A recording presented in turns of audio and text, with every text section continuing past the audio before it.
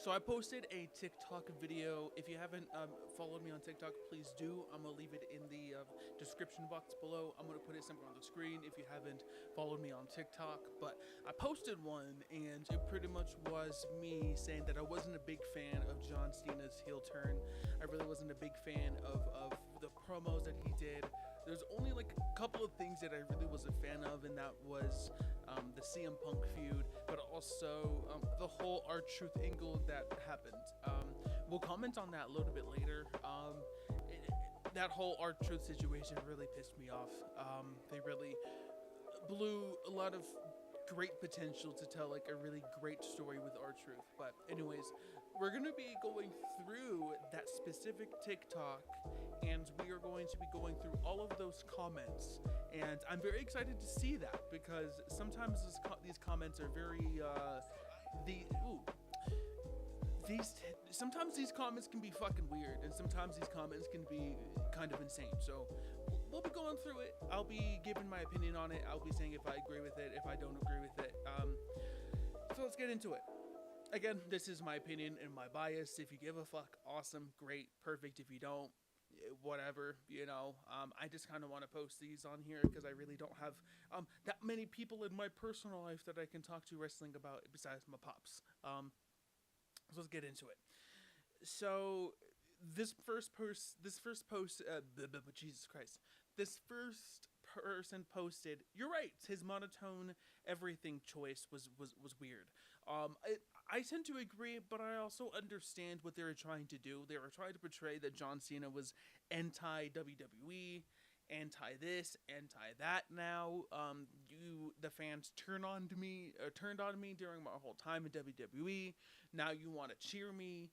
Now you want to like say thank you, but during my prime, you've said fuck you essentially.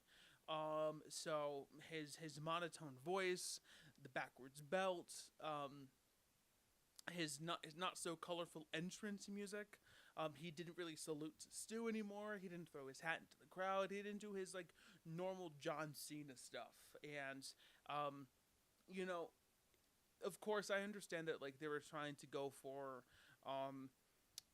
he's not the same John Cena as he was and what we had when we were children, and from the people that grew up with him, and that was me. I grew up with John Cena. I remember seeing John Cena.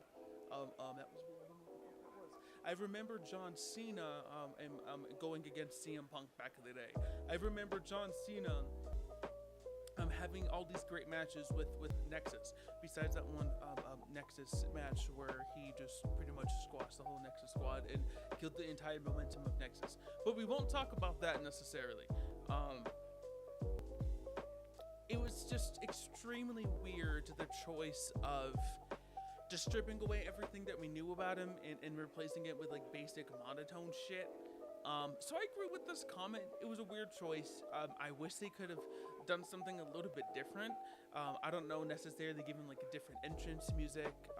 Maybe even go back to like the basic Thugonomics entrance music. I don't know if that would be too much of a callback and give him too much of cheers or too many cheers.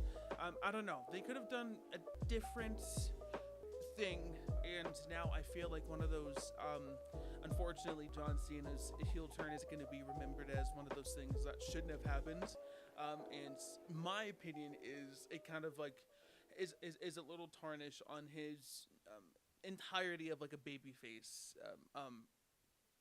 like almost 25 years of being a babyface. Of course, he was a heel for like the basic Thugonomics during that time, but he got himself over. Then he was a babyface ever since. So I don't know. They could have done something a little bit different. I don't know. The whole this whole angle was weird. So I agree. This next person said, "I'm sure there is pivots because of Scott, but you're never going to get a proper heel run with him being part-time."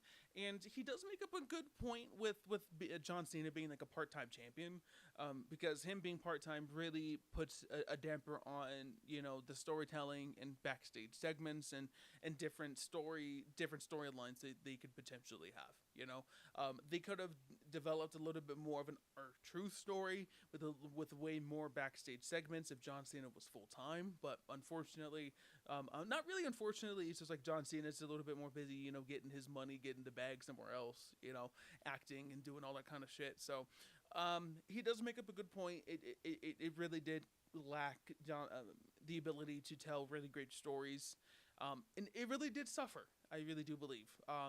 As I said, the only two things that I really did enjoy with John Cena's heel run was CM Punk and that switch between the two, and the whole R-Truth story.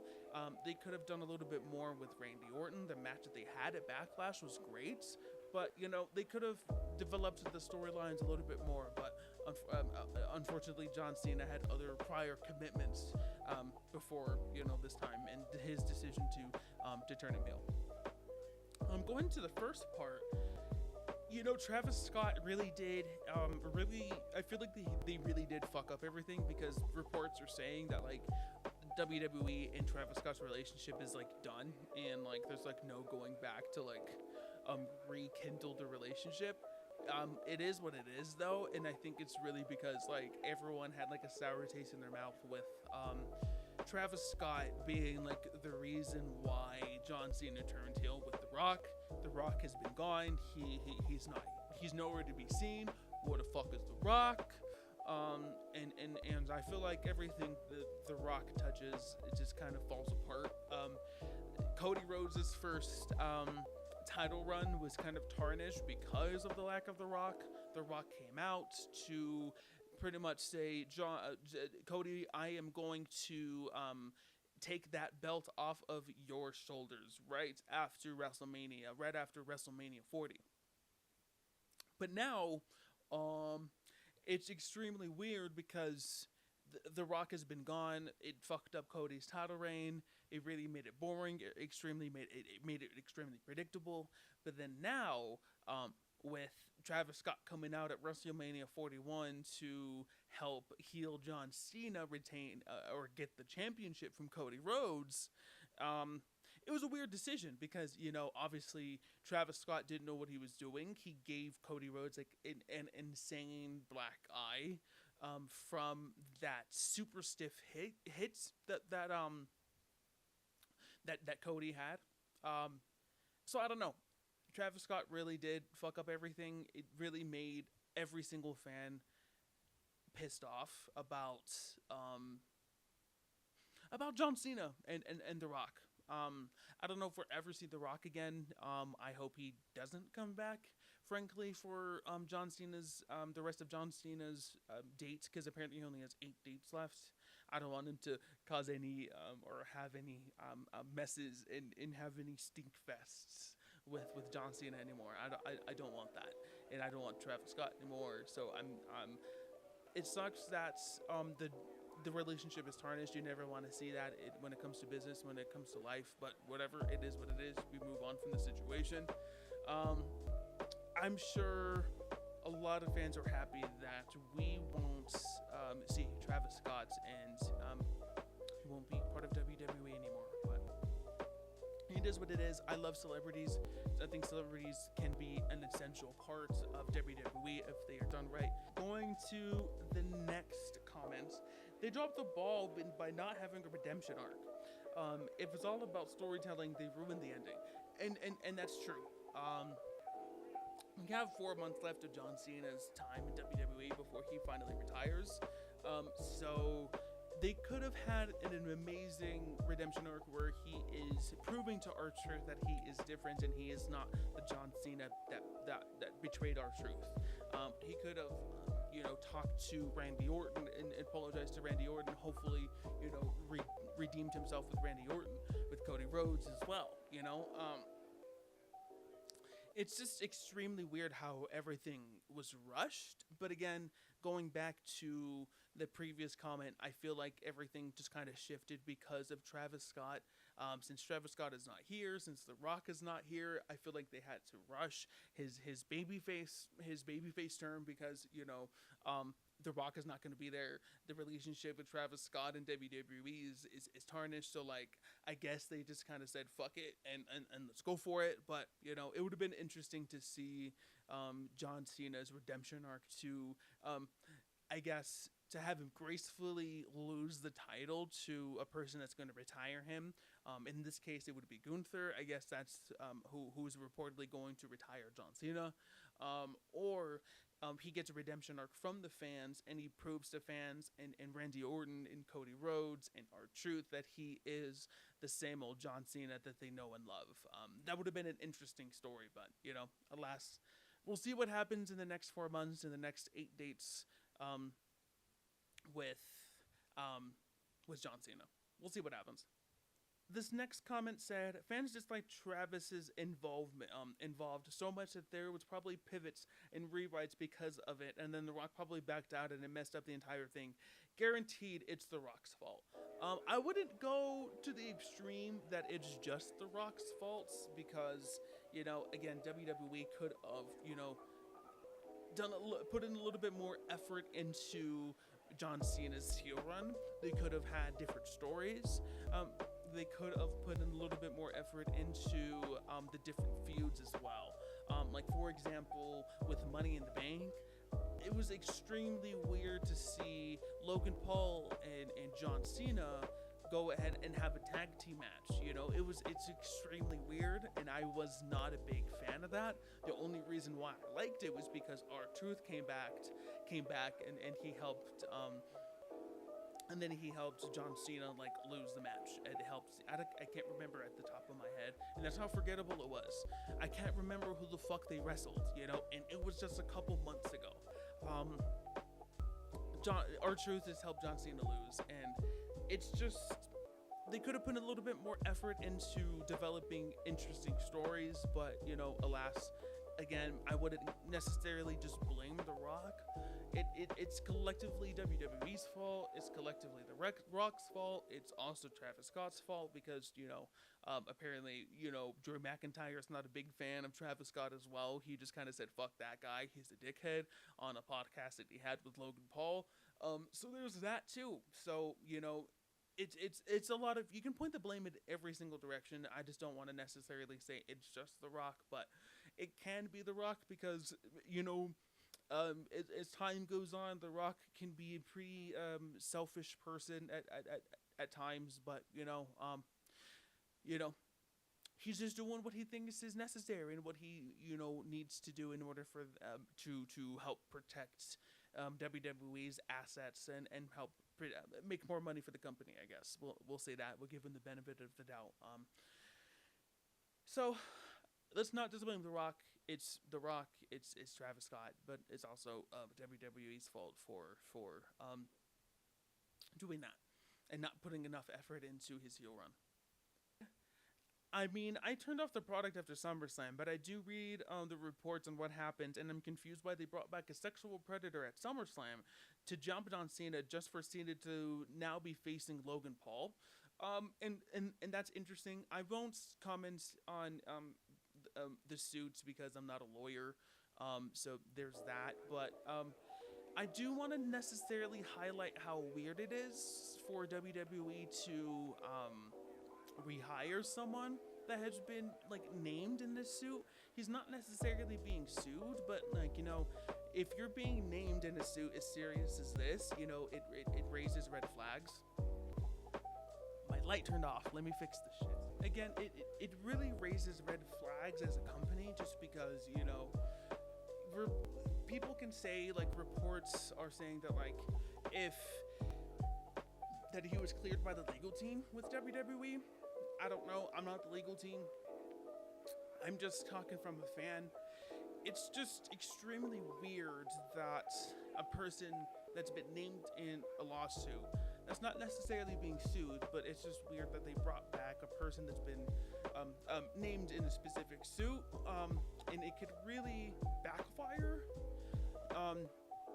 And I'm also in the camp that we don't necessarily need Brock Lesnar because we have Obafemi in NXT that can be the next Brock Lesnar, that can be the next dominant champion. We can develop new monsters. Jacob Fatu could also replace a Brock Lesnar type of character. So I don't know. It was just a weird thing for them to bring back Brock Lesnar, but also people are expecting Brock Lesnar versus John Cena to be a match at Clash in Paris, but now we're getting Logan Paul versus John Cena. And that is just an extremely weird storyline as well, because like, again, we in Money in the Bank we had Logan Paul versus Logan Paul and John Cena have a tag team match, and now we're having Logan Paul versus John Cena at Clash in Paris.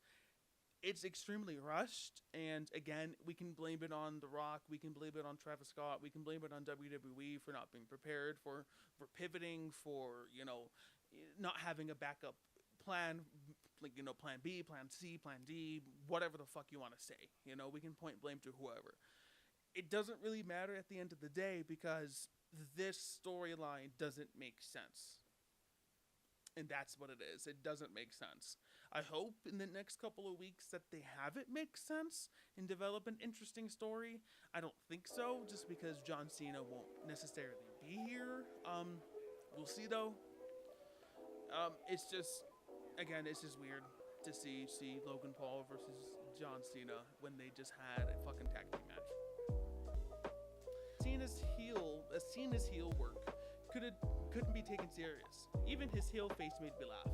I wish that could have turned Cody at SummerSlam. And I would have loved to see a double turn. It would have been great to see John Cena rekindle his relationship with the fans and everyone else, and turn babyface at SummerSlam and have Cody Rhodes turn heel. That would have been great. That would have been a wonderful story. But, you know, I don't necessarily will see a heel Cody anytime soon, just because Cody Rhodes is the top babyface in WWE right now, the top full-time babyface. I don't think we'll see a heel Cody anytime soon. I personally would love to see one, but alas, I don't think we'll see one anytime soon, as I say. But it would have been interesting to see a double turn at SummerSlam with Cody Rhodes and John Cena, to tell, you know, Cody Rhodes' story of him being ruthless and him doing whatever it takes to not hesitate to become champion. So we're just gonna roll with the rest of the video without the ring light, because it's overheating. So with that being said, I couldn't take John Cena's heel run serious as well. It just made me sad, because, you know, as I said in the beginning of this video, it really could have been an amazing story to have John Cena be a babyface during his whole time in WWE, excluding like the very beginning with the you know, the Doctor of Thugonomics. But this is like a very small blemish on his, you know, really great career as WWE as WWE's top babyface. It was dumb, and all it took was for Cody to say, "I want to fight the old John Cena," and poof, he's a face again. Why did anyone think of that? And, you know, and he does make up a good point of not having enough creativity and not putting enough effort and not putting enough thought into what could have been the motivations to have an amazing and John Cena. And that story could have been a redemption arc they could have had. You know, they could have had John Cena, you know, have his awakening of how much of a dickhead he was being with Cody Rhodes. That could have been the first person to forgive him, and then at different months and different weeks, they could have had him, you know, somehow apologize to R-Truth instead of have him do like the weird, you know, hands motion and all that kind of shit. They could have also done something interesting with Randy Orton, with CM Punk, and to eventually, at the very end, have everyone be on John Cena's good side, and everyone be happy with John Cena again, and have him finally retire, with everyone, you know, clapping him away, and everyone, you know, being happy that the old John Cena is back. But, you know, unfortunately, they didn't do that, and it makes me sad, because it would have been beautiful, and it would have been great to see that redemption arc. It didn't just have to be that too. It could have been something completely different. It could have been a different redemption arc. It could have been a different story. Oh, you just didn't have to have Cody Rhodes be like, "Yo, give me the old John Cena back," and John Cena's like, "All right, my boy, let's do it. Let's fight once again, my boy." I don't know. It's weird. With that being said, if y'all enjoyed this video, please like, subscribe, please share this video. I'm going to be uploading on a more consistent basis. I have like a whole different notebook of different videos that I could make and have. So with that being said, thank you for watching my YouTube video, and I'll see you guys later.